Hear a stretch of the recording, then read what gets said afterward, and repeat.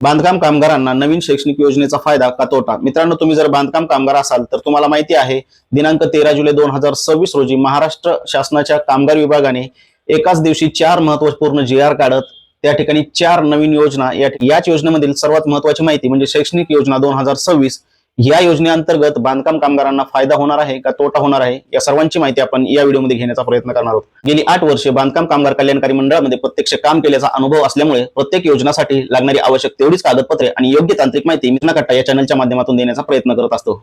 मित्रांनो, जसं की आपल्याला माहिती आहे, या GR मध्ये इयत्ता 9वीच्या विद्यार्थ्यांना या वर्षापासून 2026 चे हे वर्ष उत्तीर्ण झाल्यानंतर त्यांना 20,000 रुपये एवढं आर्थिक सहाय्य म्हणून शैक्षणिक योजनेअंतर्गत लाभ मिळणार आहे। परंतु याच्यासाठी सांगितल्याप्रमाणे जी अट आहे की यापूर्वी त्यांनी E01 म्हणजेच 1ली ते 10वी या योजनेचा लाभ घेतलेला नसावा, अशी या ठिकाणी अट आहे। मग आता तुम्हीच सांगा, यापूर्वी जर असे किती लोक आहेत की ज्यांनी या योजनेचा अजूनही लाभ घेतलेला नाही। त्याच्यानंतर या GR मध्ये सांगितलेलं आहे 11वी पास जर विद्यार्थी झाला तर त्याला 25,000 रुपये शैक्षणिक अर्थसहाय्य मिळणार आहे। मग त्याच्यामध्ये सुद्धा काय अट आहे, तर त्यांनी E01 ची अट कमी होती म्हणून की काय, त्यांनी E01, E02 आणि E03 म्हणजेच 1ली ते 10वी पर्यंतचा लाभ घेतलेला नसावा। त्याचबरोबर 10वी 12वी मध्ये जे 50% मार्कांसाठी जे अर्थसहाय्य मिळत होतं त्याचा सुद्धा लाभ घेतलेला नसावा, किंवा E03 म्हणजे 11वी 12वी या योजनेचा लाभ घेतलेला नसावा, तरच तुम्हाला सुद्धा या 11वी पास झाल्यानंतर 25,000 रुपये मिळणार असं त्यांनी या ठिकाणी सांगितलेलं आहे। त्याच्यानंतर पुढची महत्वाची योजना आहे मित्रांनो, निवासी सैनिकी शाळा शैक्षणिक अर्थसहाय्य योजना। याच्यामध्ये आपल्याला माहिती आहे, त्यांनी सांगितलेलं आहे की संपूर्ण वर्षाचं जे शैक्षणिक शुल्क आहे, जे काही शैक्षणिक शुल्क असेल ते सर्व शैक्षणिक शुल्क या मंडळामार्फत देण्यात येणार आहे अर्थसहाय्याच्या स्वरूपामध्ये।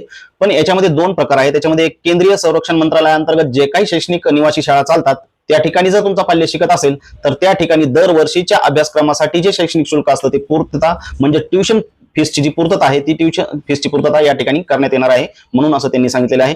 त्याचबरोबर दुसरा प्रकार आहे शासन मान्यता प्राप्त अनुदानित किंवा विना अनुदानित जे निवासी सैनिकी शाळा आहेत त्यांच्यासाठी एक वेळ 10,000 रुपये प्रतिपाल्य मिळणार असं त्यांनी या ठिकाणी सांगितलेलं आहे। आपल्याला माहिती आहे, अर्थातच शैक्षणिक सैनिकी निवासी शाळा यांच्यासाठी जे आहे तर अतिशय विद्यार्थी संख्या कमी असते त्या ठिकाणी शिकणाऱ्यांची, परंतु जे कोणी शिकत असतील ते कोणत्याही वर्गाला असू द्या तर त्यांना त्या ठिकाणी या योजनेचा लाभ निश्चित भेटणार आहे। यामध्ये काही महत्त्वाच्या अटी वगैरे सुद्धा आहेत, ते आपण व्हिडिओच्या शेवटी पाहणार आहोत, त्यामुळे व्हिडिओ शेवटपर्यंत नक्की पहा मित्रांनो। त्यानंतर आहे परदेशात पदव्युत्तर पदवी किंवा PhD साठी सहाय्य योजना म्हणून त्यांनी या ठिकाणी नवीन योजना या ठिकाणी आणलेली आहे। तर याच्यामध्ये सुद्धा काय आहे, तर ट्युशन फीस आणि काही भत्ते असतील, उदाहरणार्थ प्रवास भत्ता असेल, विमा असेल किंवा इतर जे भत्ते असतील जे मंडळाच्या नियमाप्रमाणे लागू होतील त्या ठिकाणी त्यांची पूर्तता या ठिकाणी करण्यात येणार आहे असं त्यांनी सांगितलेले आहे।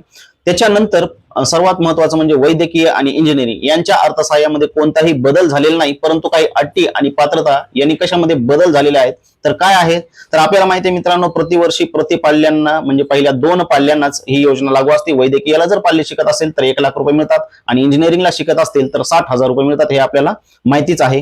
त्याच्यानंतर अभियांत्रिकी वैद्यकीय कोणताही डिप्लोमा या योजनेअंतर्गत पात्र असणार नाही। दुसरी महत्वाची अट त्यांनी घातलेली या ठिकाणी की निकालाच्या तारखेपासून 1 वर्षाच्या आत लाभ घेणं अतिशय महत्वाचं आहे असं त्यांनी सांगितलेलं आहे। त्याच्यानंतर यापूर्वी कसं होतं की बांधकाम कामगार जर पती असेल तर पत्नी जर शिकत असेल तर त्या ठिकाणी त्या पत्नीला लाभ मिळत होता, परंतु आता या वर्षीपासून त्यांनी हा नियम बदललेला आहे आणि काय सांगितलेलं आहे, जर बांधकाम कामगार पती असेल तर पत्नीला शिक्षणासाठी लाभ मिळणार नाही, किंवा जर बांधकाम कामगार पत्नी असेल तर पतीला सुद्धा या योजनेचा लाभ मिळणार नाही। ही सुद्धा महत्वाची अट त्यांनी या ठिकाणी टाकलेली आहे। आता पती आणि पत्नी दोघेही जर बांधकाम कामगार म्हणून नोंदीत असतील तर या सर्व शैक्षणिक योजनेचा लाभ केवळ त्यांच्या कोणत्याही एकाच लेबर कार्डवरून मिळण्यात येणार आहे। 10वी पर्यंतच्या विद्यार्थ्यांना पहिली E01 ही योजना मिळत होती, आता 9वीच्या विद्यार्थ्यांना ही जी आहे नवीन योजना आणलेली आहे ज्याच्यामध्ये 20,000 रुपये प्रतिपाल्य प्रतिवर्ष मिळणार आहे।